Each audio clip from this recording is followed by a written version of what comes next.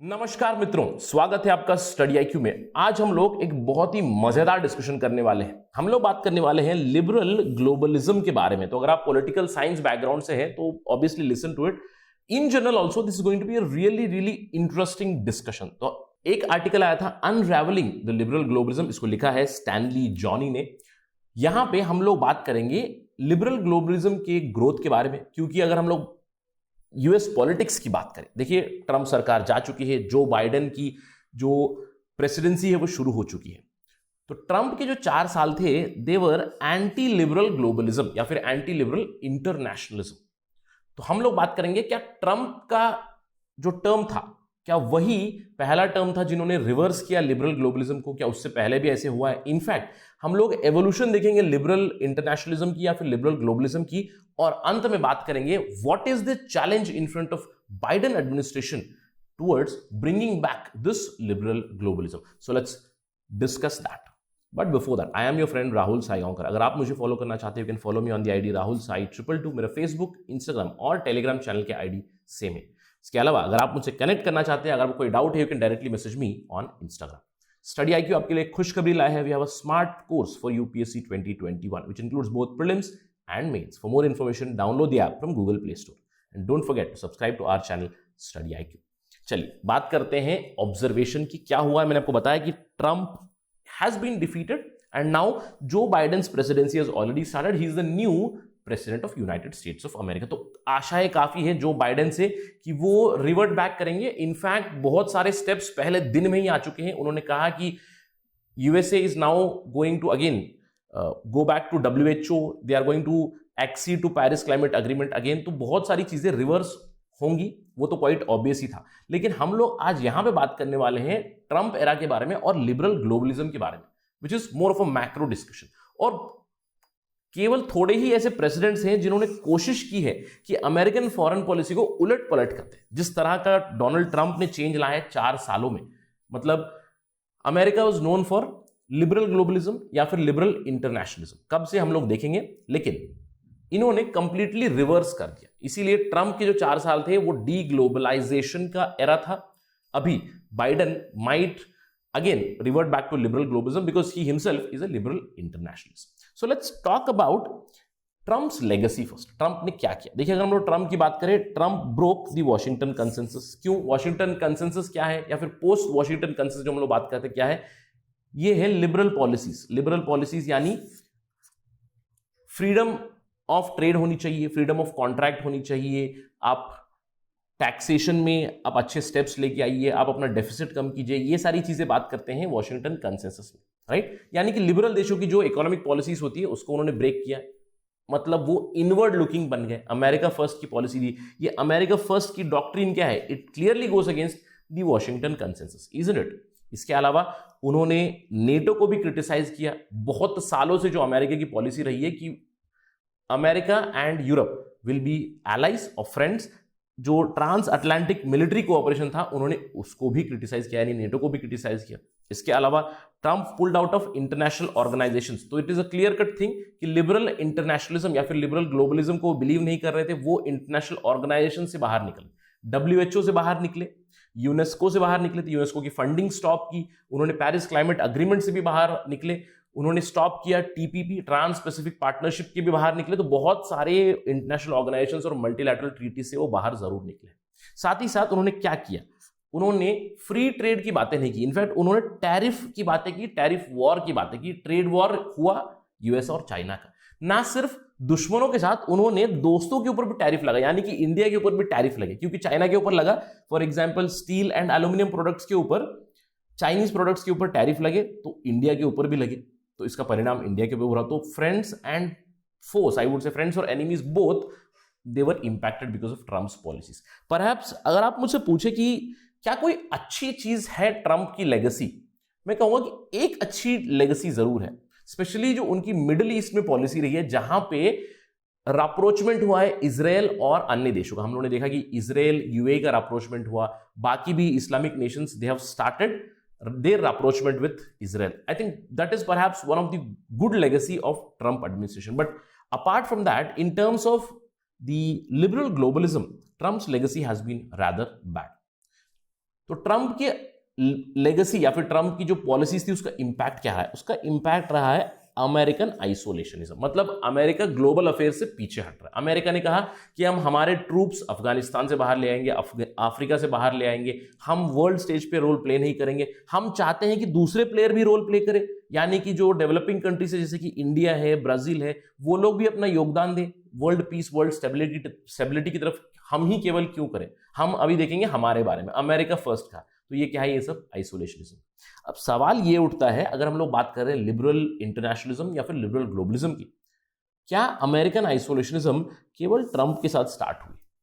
इसका जवाब होगा एक्चुअली नहीं। तो चलिए देखते हैं क्या है एवोल्यूशन या डेवलपमेंट इस लिबरल इंटरनेशनलिज्म की या ग्लोबलिज्म की। अगर हम लोग बात करें, सबसे पहले अगर American policy in general foreign policy की बात करें तो मॉनरो डॉक्ट्रिन स्टार्ट होती है 1823 में, ऑलरेडी शुरू हो चुकी थी आइसोलेशन, यानी कि America was not involve in international affairs right from 1823, मतलब 19th सेंचुरी से ही वो इन्वॉल्व नहीं है। मनरो डॉक्ट्रिन क्या थी? America for American.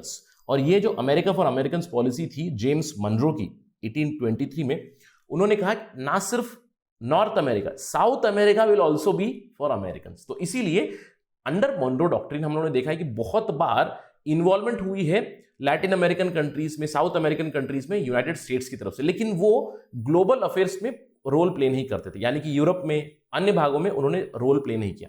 This was American आइसोलेशनिज्म, और ये बहुत दिनों तक चला। इनफैक्ट वर्ल्ड वॉर 1 तक चला। 1919 में क्या हुआ? 1919 में वुड्रो विल्सन जो यूएस के प्रेसिडेंट थे, उन्होंने पहली बार कॉन्सेप्ट दिया लिबरल इंटरनेशनलिज्म का, आई वुड से थ्रू इंस्टीट्यूशन। उन्होंने ही कहा था कि हम शुरू करते हैं लीग ऑफ नेशंस। उन्होंने अपनी फेमस 14 पॉइंट स्पीच में 14 पॉइंट्स दिए, जहां पे उन्होंने कहा कि हम विश्व शांति लाएंगे। विश्व शांति कैसे लाएंगे? आर्मामेंट्स कम करेंगे, सीक्रेट डील्स नहीं करेंगे, लीग ऑफ नेशन सेटअप करेंगे। लेकिन क्या वुड्रो विल्सन की बातें एक्चुअली सुनी गई? क्या United states league of nation का पार्ट था? वो पार्ट नहीं थे लीग ऑफ नेशंस के। तो इसीलिए हम लोग कह सकते हैं कि वुड्रो विल्सन की आइडियाज काफी अच्छी थी लिबरल इंटरनेशनलिज्म की, लेकिन वो इंप्लीमेंट नहीं हुई। वो इंप्लीमेंट फाइनली कब हुई? वो इंप्लीमेंट हुई 1945 के बाद। 1945 में क्या हुआ? दूसरा महायुद्ध खत्म हो गया, दूसरा जो विश्व युद्ध हुआ दैट एंडेड, और उसके बाद United States started playing a bigger role in the world affairs, क्योंकि यूरोप अभी बैकड्रॉप पे चला गया था। Europe was devastated because of second world war. उसकी वजह से यूनाइटेड स्टेट्स एक सुपर पावर बन गया और उनका पैरेलल बन गया यूएसएसआर। तो लिबरल ब्लॉक की लीडरशिप शुरू कर दी यूनाइटेड स्टेट्स ऑफ अमेरिका ने। और ट्रूमन डॉक्ट्रिन एक रिवर्सल था। ट्रूमन डॉक्ट्रिन क्या था? कि हम कम्युनिज्म को रोकेंगे, कम्युनिज्म को काउंटर करेंगे। United States will now actively counter communism, not just in their own backyard, मतलब not just in Americas, but we are going to counter it all over the world. तो यहां पे हम लोग कह सकते हैं कि कुछ हद तक लिबरल इंटरनेशनलिज्म की शुरुआत जरूर हुई, एब्सोल्युटली स्टार्टेड, रोल प्ले किया। कोल्ड वॉर चल रहा था, उसमें लिबरलिज्म को इन्होंने स्प्रेड किया। एक तरफ थी आइडियोलॉजी यूएसएसआर की। यूएसएसआर ने क्या कहा कि हम कम्युनिस्ट मॉडल में बिलीव करते हैं, हम कम्युनिज्म को स्प्रेड करना चाहते हैं। यानी कि अगर आप इकोनॉमिक रेलम में देखें तो वो कहते थे कि कमांड इकोनॉमी चाहिए, सेंट्रल कमांड होना चाहिए, सेंट्रल गवर्नमेंट का कमांड होना चाहिए। लेकिन इस लिबरल इंटरनेशनलिज्म की आइडियोलॉजी में क्या था? फ्री ट्रेड होना चाहिए। लेज़र-फेयर कॉन्सेप्ट बताते कि यानी कि सरकार को इकोनॉमी में इन्वॉल्व होने की जरूरत नहीं है। एडम स्मिथ का क्या आइडिया था? Invisible hand in the economy, demand and supply will cater to each other. So that is the policy of liberal internationalism in the international arena also. तो इसीलिए फ्री ट्रेड को बढ़ावा देने लगे। और हम लोग कह सकते हैं कि post cold war American policy क्या रही, स्पेशली 1991 के बाद, जो मैंने वॉशिंगटन कंसेंसस बताया, पोस्ट वॉशिंगटन कंसेंसस बताया, वो क्या है? वो यही तो है। It focuses on free trade, it focuses on reducing the tariff, it focuses on creating complex interdependence in the world. और हम कह सकते हैं कि basically this was the era जहां पे ये लिबरल इंटरनेशनलिज्म जो है वो कंटिन्यूसली राइज पे रहा है। ये हम लोग ऑब्वियसली बता सकते हैं, क्योंकि विल्सन की बातों को बहुत से लोगों ने सुना नहीं, तो वो पॉलिसी में भी नहीं आए। तो 1945 के बाद liberal internationalism did come, and after coming of Trump this liberal internationalism has been reversed, right? This is true. तो इसका मतलब क्या है? ये केवल ट्रंप ने नहीं किया। ट्रंप ऐसे पहले प्रेसिडेंट नहीं थे जिन्होंने आइसोलेशन किया अमेरिका के या फिर लिबरल इंटरनेशनलिज्म को रिवर्स किया, राइट। उससे पहले मनरो डॉक्ट्रिन भी वही थी। तो एक हम कह सकते हैं कि साइकिल कंप्लीट हो गया, राइट। चलिए बात करते हैं इस दौर के बारे में। अगर हम लोग लिबरल इंटरनेशनलिज्म यानी लिबरल ग्लोबलिज्म के ऊपर बातें कर रहे हैं तो क्या रहा है इसका स्टेटस करके देखते हैं। Liberal internationalism specially in this particular 1945 के बाद। देखिए अगर हम लोग बात करें लिबरल इंटरनेशनलिज्म लिबरल ग्लोबलिज्म का स्टेटस, इकोनॉमिक रेल में काफी अच्छी डेवलपमेंट हुई, क्योंकि हम लोग कह सकते हैं कि 1945 के बाद देशों के बीच ट्रेड बढ़ चुका है, कॉम्प्लेक्स इंटरडिपेंडेंस बढ़ चुका है। इसीलिए हम लोगों ने देखा है कि जब भी कोई इंपैक्ट होता है किसी एक पार्ट में, दूसरे पार्ट में भी उसका इंपैक्ट जरूर होता है। और एक क्लासिक एग्जांपल है रिसेशन ऑफ 2008। लेकिन जो लिबरल इंटरनेशनलिज्म हमें मिलती है वो इकोनॉमिक रेल में बहुत ज्यादा है, लेकिन सिक्योरिटी रेल में स्टेट्स अपनी पावर कंटिन्यूसली एक्सपैंड कर रहे हैं। ये लिबरलिज्म का एक फीचर नहीं है। देखिए यूएस की ही बात करें तो यूएस ने इन्वॉल्व खुद को किया वियतनाम वॉर में, जहां पे मैं कह सकता हूं कि उनको हार मिली। अफगानिस्तान में वो इन्वॉल्व हुए, जो ट्रूमन डॉक्ट्रिन थी कम्युनिज्म को रोकना है, उसके चलते अफगानिस्तान में भी घुस गए। तो अफगानिस्तान में क्या हुआ, बहुत सालों तक लड़ाई हुई और Afghanistan that is devastated is more और less because of US policies. I wouldn't say it has been successful. Yugoslavia disintegrate हो गया, राइट। 1999 में Yugoslavia disintegrated. To certain extent again US was involve because it is playing a bigger role. और अगर हम लोग बात करें अभी की, there is a huge possibility of nuclear Iran developing, nuclear North Korea developing. तो liberal internationalism of which I would से United states was a leader, it was not very successful in terms of security.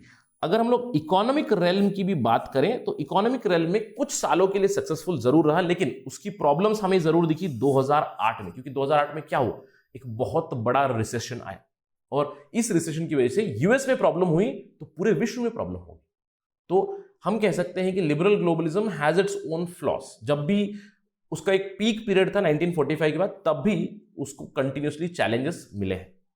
हम लोग ये सब क्यों discuss कर रहे हैं, क्योंकि इस सब से एक सवाल जरूर निकलता है, एक $1 मिलियन क्वेश्चन है, कैन बाइडन रिवाइव इट। क्योंकि बाइडन को ये सब चीजें ऑलरेडी पता है, What has been the status of liberal globalism, right? So Biden को अभी अगर रिवाइव करना है तो उनके सामने चैलेंजेस बहुत है। सबसे बड़ा चैलेंज तो ये है जो हम लोगों ने पिछले स्लाइड में डिस्कस किया। ये वाली चीज क्या है कि अगर लिबरल इंटरनेशनलिज्म की बात करें, उसके ऊपर चैलेंजेस बहुत सारे आए हैं। यूएस की पॉलिसी को चैलेंज किया गया, यूएस की हेजेमनी को चैलेंज किया गया है। इकोनॉमिक रेल में भी लिबरल इंटरनेशनलिज्म चैलेंज हुआ 2008 में। उसके बाद जब से terrorism has risen its head since 2001, I would say that has also become a huge challenge. और अगर बाइडन उसको रिवाइव करना चाहते हैं तो सबसे बड़ा चैलेंज है कि जो ड्रॉबैक्स है या फिर जो चैलेंजेस पहले थे वो उनके सामने अभी भी है। लेकिन उसके अलावा एक बहुत बड़ा चैलेंज अभी भी है बाइडन के ऊपर। वो क्या है, that is because of Trump. I would say Trumpism. Trump या ट्रंप की जो पॉलिसीज थी, ट्रंप जाने के बाद भी वो बाकी है। और कुछ स्टेप्स तो अभी बाइडन ने ले लिए, जैसे मैंने कहा कि WHO में एक्सीड कर चुके हैं, पेरिस क्लाइमेट एग्रीमेंट को एक्सेप्ट कर चुके हैं वापस। लेकिन ट्रंप की जो एंटी ग्लोबल पॉलिसीज थी वो क्या केवल ट्रंप की वजह से चल रही थी। अगर हम लोग देखें पूरे विश्व में there is a rise of right wing, isn't it? And Biden के सामने ये एक बहुत बड़ा चैलेंज है। अब आप पूछोगे सर कैसे राइज है ये राइट विंग का? देखिए इंडिया प्राइम एग्जांपल है, right wing government in India led by Narendra Modi. I wouldn't say that is a big challenge for Biden, but अगर आप बात करें ब्राजील की, येर बोल्सोनारो है वहां पे। अगर आप बात करें यूरोपियन यूनियन की, यूरोप में बहुत सारी कंट्रीज है जहां पे लेफ्ट चैलेंज भी है। देखिए लेफ्ट का एक चैलेंज भी है, नॉट जस्ट राइट विंग। अगर हम लोग बात करें left challenge, there is already China, Russia and the rise of left parties in Europe, and there is rise of right wing also. मैंने आपको बताया येर बोल्सोनारो के बारे में, नरेंद्र मोदी के बारे में। और एक बहुत बड़ा चैलेंज है क्योंकि एंगेला मर्कल जर्मनी में बता चुकी है कि she is not going to run for another term. तो उसके बाद if there is a rise of right wing government in Germany, it is again going to be a problem. Already right wing governments है, Israel में आपको मिलेगी, Benjamin Netanyahu runs it, right. उसके अलावा आप देख सकते हो इटली में वो कोएलिशन में है, हंगरी में है, पोलैंड में है, बहुत सारी जगह पे राइट विंग गवर्नमेंट्स है, which is a challenge for Biden to revive this liberal international order and he has to trade a very cautious path. तो इन चैलेंजेस को अगर वो केटर करेंगे, इन चैलेंज को अगर हेड ऑन लेंगे, तो probably liberal internationalism and I would से globalization or globalism will be again on the rise. That is it from my side on this part of discussion.